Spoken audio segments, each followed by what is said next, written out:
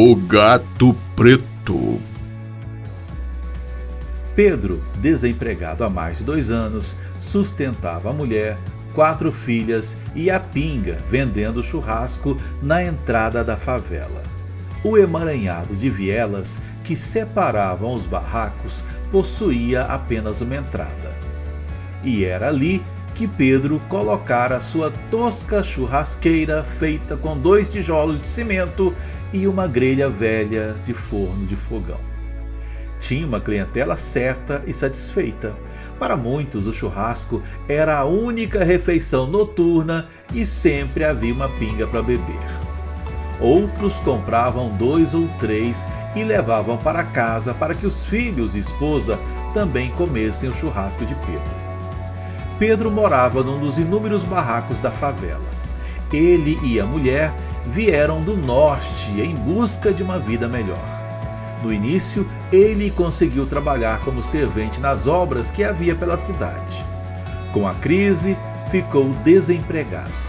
Sua esposa trabalhava como empregada diarista. O diabetes impediu que ela continuasse. Lavava e passava roupa para algumas famílias. Tinham 6 filhos. 4 moravam com eles. As meninas e 2, os meninos, não tinham notícia deles. Estavam no mundo.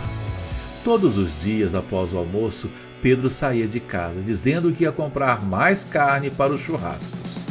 Levava um isopor com gelo dentro de sacos para conservar a carne. Ele tomava um ônibus que o levava até um sítio cheio de gatos. Entrava, escondia-se no mato e atraía os gatos com cabeças de peixe que apanhava no lixo do mercado municipal.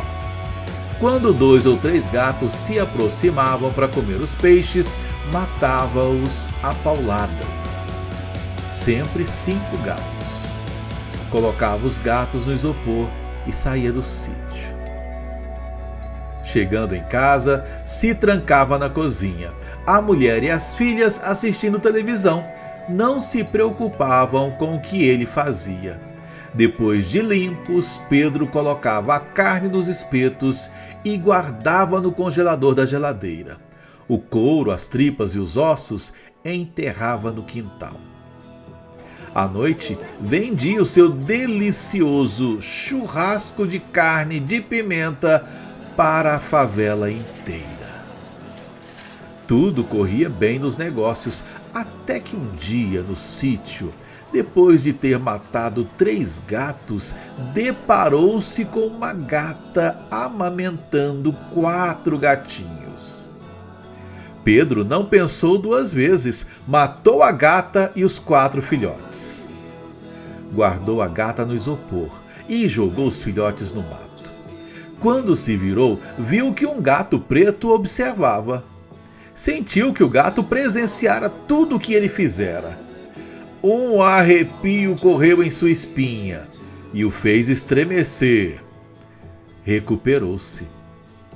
Tirou algumas cabeças de peixe do saco e tentou atrair o gato preto. Ele não se mexeu e continuou olhando fixamente para Pedro.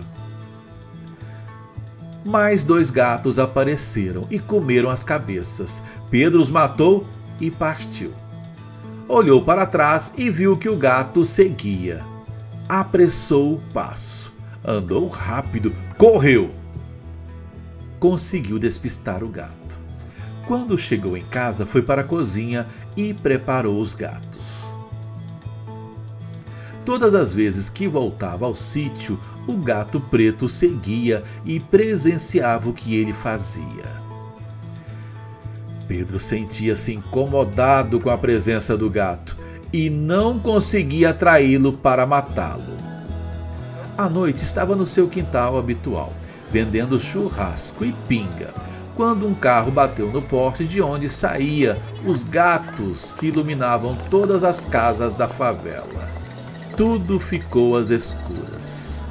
Em sua casa, a mulher e as crianças acenderam velas. Uma das meninas colocou uma vela perto da roupa que estava sobre o sofá para ser passada. Deitaram e dormiram. acordaram com o barraco tomado pelas chamas. Logo o fogo se espalhou para os outros barracos. Os bombeiros chegaram, mas não conseguiram vencer o fogo. A favela foi destruída pelo fogo. Muitos moradores foram levados ao hospital, porque se intoxicaram com a fumaça, tentando salvar seus poucos bens. Apenas 5 pessoas morreram: a esposa e as 4 filhas de Pedro. Elas foram encontradas carbonizadas, morreram abraçadas no meio da casa. Quando Pedro soube da notícia, ele ouviu um miado e viu o gato preto se afastando.